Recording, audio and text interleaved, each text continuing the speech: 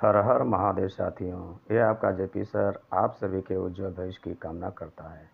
साथियों, मैं आशा करता हूँ कि आज का पेपर आप सभी लोगों का बहुत ही अच्छा गया होगा। आइए हम आज के जीके के क्वेश्चन पर नज़र डालते हैं। पहला क्वेश्चन था, किस भारतीय हवाई अड्डे को यूनेस्को के 2023 विश्व वर्सेल्स में मान्यता मिली? तो साथियों, कैपेगोंडा अंतर्राष्ट्रीय हवाई अड्डा बेंगलुरु को।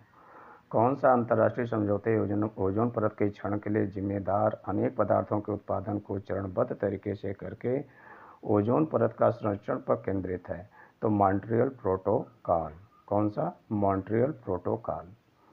अगला प्रश्न था, अंतर्राष्ट्रीय निरस्त्रीकरण एवं अप्रसार जागरूकता दिवस कब मनाया जाता है? अंतर्राष्ट्रीय निरस्त्रीकरण एवं अप्रसार जागरूकता दिवस कब मनाया जाता है? तो 5 मार्च को। साथियों, अगला प्रश्न है, नाइट्रोजन की खोज किसने की थी? तो डैनियल रदरफोर्ड ने 1772 ईस्वी में नाइट्रोजन की खोज की थी। डैनियल रदरफोर्ड ने नाइट्रोजन की खोज 1772 ईस्वी में किया था। साथियों, अगला प्रश्न आया था, जीएसटी का सामान्य पोर्टल क्या है? तो साथियों, तो आप जानते होंगे www.gst.government.in। अगला प्रश्न था, human rights and inhuman wrongs के लेखक कौन हैं? तो साथियों, आपका जवाब होगा वी.आर. कृष्ण अय्यर। वी.आर. कृष्ण अय्यर पर जो निशान लगाए होंगे उनका प्रश्न सही है। अगला प्रश्न है, किस पर्वत को ब्लू माउंटेन कहा जाता है? तो साथियों, नीलगिरी। बहुत ही सिंपल क्वेश्चन रहा। किस पर्वत को ब्लू माउंटेन के नाम से जाना जाता है? नीलगिरी। आपको कई बार बताया जा चुका है। अगला प्रश्न है, प्रसिद्ध उपन्यास द गॉड फादर कौन लिखा है? तो साथियों, मारियो पूजो। यह बाहर से प्रश्न था। द गॉड फादर कौन लिखा है? Mario Puzo. अगला प्रश्न है बहुत ही इजी, बांग्लादेश की राजधानी क्या है? साथियों, ढाका। बांग्लादेश की राजधानी ढाका। अगला प्रश्न, पृथ्वी की जलवायु प्रणाली के लिए ऊर्जा का प्राथमिक स्रोत क्या है? सभी लोग जानते होंगे सूर्य। सूर्य जो है पृथ्वी का सबसे बड़ा प्राकृतिक स्रोत है। सूर्य पृथ्वी पर सबसे अच्छा ऊर्जा का स्रोत क्या है? तो सूर्य। अगला प्रश्न है, भारत में वित्तीय आपातकाल घोषित करने का अधिकार किसे है? साथियों, किसी भी प्रकार का आपातकाल जो है राष्ट्रपति ही घोषित करता है। तो आपका जवाब होगा राष्ट्रपति। भारत में वित्तीय आपातकाल घोषित करने का अधिकार राष्ट्रपति को है।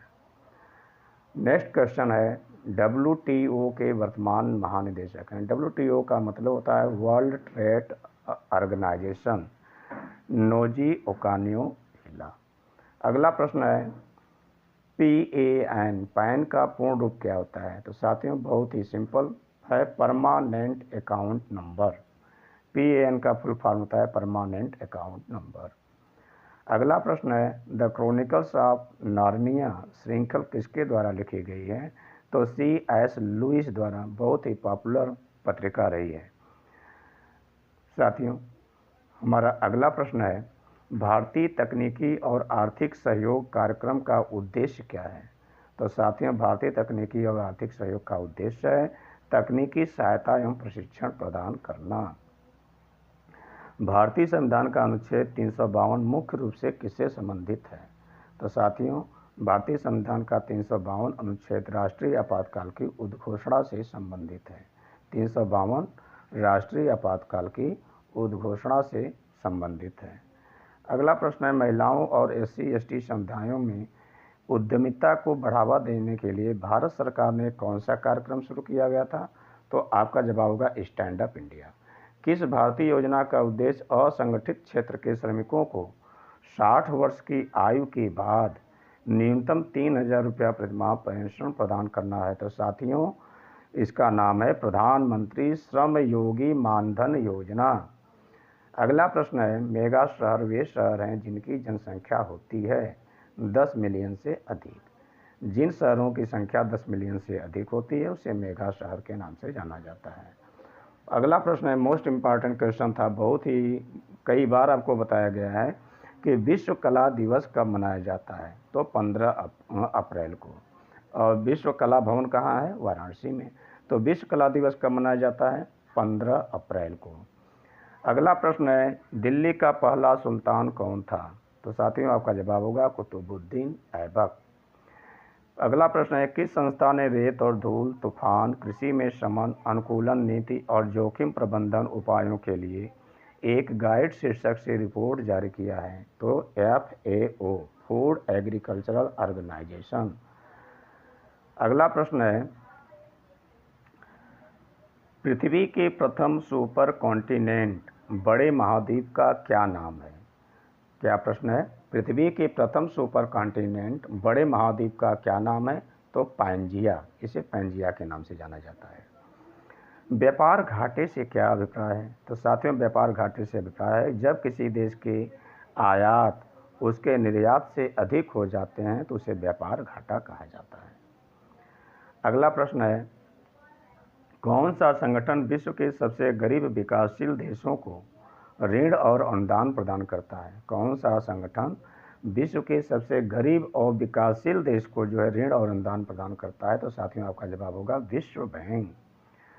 वेदों में मानव अधिकारों को बतलाया गया है, यानी वेदों जो मानव का अधिकार है उस क्या बतलाया गया उसमें? समानता का। यह समानता के लिए जाना जाता है। वेदों में मानव अधिकारों को बतलाया गया है समानता के दृष्टि से। किस बैंक ने भारत में विमुद्रीकरण का समर्थन किया? तो साथियों आप जानते हैं भारत का जो है बैंक होता है रिजर्व बैंक ऑफ इंडिया, जिसे हम भारतीय रिजर्व बैंक कहते हैं।